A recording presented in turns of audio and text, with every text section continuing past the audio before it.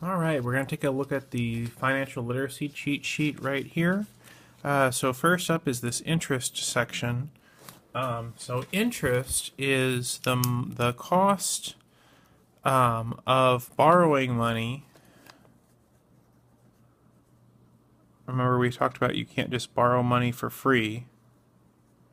The bank wants to charge you interest. So it's the cost of borrowing money expressed as a rate or percentage.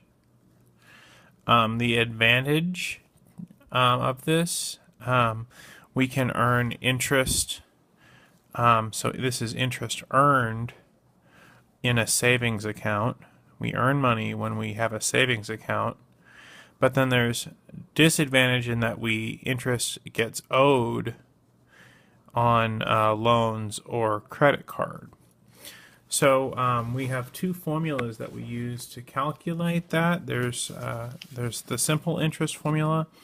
In that formula, this is interest for I, and P stands for principal. That's the amount that you borrow,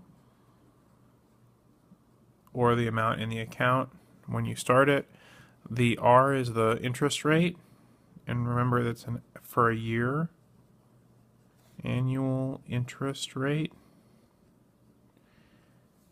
And then T is time, and since the rate is annual, this would be time in years. We also have a formula involving compound interest, and in this we have A, which is the amount in the account. You could also think about it as the future value.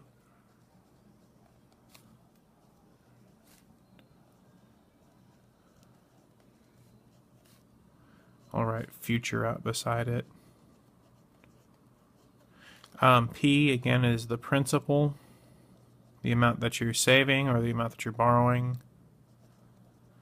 R is the interest rate.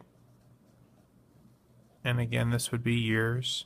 Both of these, we need to make sure we note that it's in decimal form.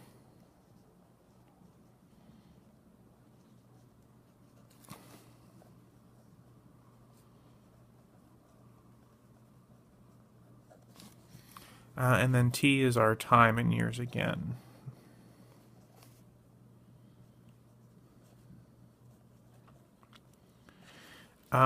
Be sure to change our rate to a decimal and convert any number of months to years. So for instance, if it was said 18 months, we need to know that that's 1.5 years.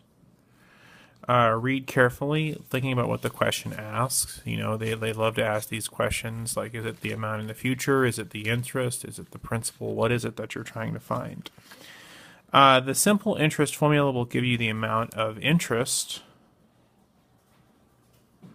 So then you might need to go back and add it to the principal to figure out the future value. And then while the compound interest gives you the future value.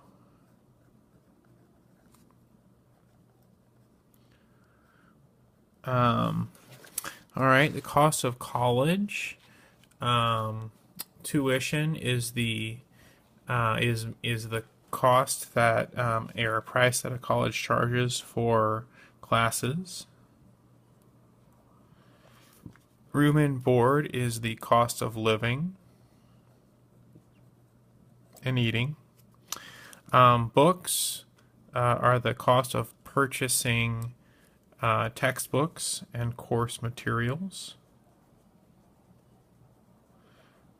Transportation would be costs associated with driving or commuting to class. Ways to help pay for college: you can apply for a grant, which would be money given by government and colleges that does not have to be repaid, and it's mostly need-based, as in like you have a financial need for it. Scholarships would be money that's given to students from the government, colleges, and organizations that do not have to be repaid. And this is more based on achievement. We talked about how you could be good at a sport, or be good at band, or be good at drama, or academics, and you can get a scholarship that way. And then lastly is the one that we don't want. These are loans, which is money that must be repaid back and with interest. So you end up paying more than you borrow. When you go out and you borrow money, there's a couple things we need to think about. Credit and loans are forms of borrowing money. And I think this should say of right here. It's a little typo. Of borrowing money or delaying payment for a good or a service. Interest is the charge or fee that a credit card company or a bank charges you for borrowing the money. And then repayment is the total amount that must be repaid for the purchase, including interest. And then again, we talked about this. To figure out how much we need to pay back on loans, we do the monthly payment, how much you pay each month, times the length of the loan in months. And that's the total you have to repay. And then we would need to subtract the original cost from the purchase, of the purchase, from the total repayment to find the amount paid in interest. That would tell you, if you subtract that would tell you how much money you end up paying in interest.